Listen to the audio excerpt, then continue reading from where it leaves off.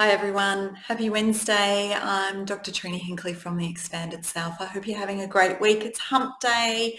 I love hump day. I think most people love hump day. So just chatting a little bit today, a little bit more about resilience. So this will be the last day that I talk about content around resilience, and on Friday I'll pop back on and just run through a little meditation around resilience to help you develop a little bit more resilience. So today I wanted to talk about some things that you can do to help build your own resilience. So Wednesday I chatted about the ecological model and the different domains where we find some support for resilience. So where we have higher levels of the constructs within each of the domains, we tend to also have higher resilience. So you can take a look at that model and the constructs that are in that model around resilience and work on some of those if you like. And today I'm going to present a few things that have also been shown in the evidence in the literature that are supportive of people developing resilience when they want to get a little bit stronger. So one of the things that comes through fairly consistently and fairly strongly, and that makes sense, and that I try to do, although I'm not very successful with it all the time, is to just focus on the things that you actually have influence or control over. I prefer the word influence because control suggests that nothing's going to get in your way, and that never, ever, ever happens.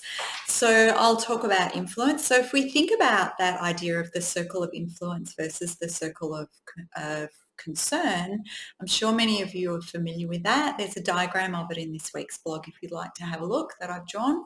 I actually went Googling to try and find a really simple one, and what I found was a lot of very convoluted ones with lots of detail. And when I really thought about it, what I thought was we only need three things in this model. So if you think about two circles, so you've got the circle of influence sits in the middle, and then you've got the larger circle of concern. So the idea is that the circle of influence are those things that you actually have influence over, that you might actually be able to influence in some way. And then the broader circle of concern is those things that you might worry about that you probably can't influence. So, the very uneasy situation in America at the moment, most of us probably can't influence that, but we might feel a little bit concerned about it. So I wanted to bring it back to what's the simplest way for us to really think about this? And when I thought about it, what I did was I went, there's only two things that I really have influence over: everything I say and everything I do. And while I may be able to have some influence over my children, perhaps once long ago when they were very small, my partner, some of my close friends, it's really their call. I can speak my mind, I can share what I have, but it's really their call. So really what I have influence over is me, everything I say and everything I do. So for me, those two things go in that small circle, the circle of influence. Then the broader circle, really simple, everything else, absolutely everything else goes in there. You can break it down into various levels of circles if you want, and then that's what I was talking about in some of the diagrams that I saw. There were, varying degrees of influence. You can do that if you want. It just seemed appropriate somehow in this time when we're trying to keep things a little bit more simple, to keep this idea, this diagram, this model of thinking about what we have influence over very simple as well. So focus on the things that you have influence over. They're the things that you say and the things that you do. And it's amazing how much influence you can have in the world by just focusing on those two things. Some other things that can be useful for supporting us to develop more resilience is to take a mindfulness-based course or a meditation program.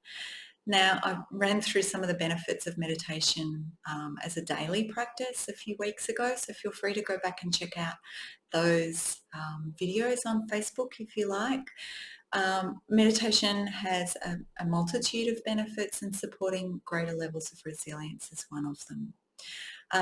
And There are some links in my meditation blog on my website to some programs that have some evidence in the literature that they're actually effective in eliciting helpful outcomes. So check out those first if you're looking at something online.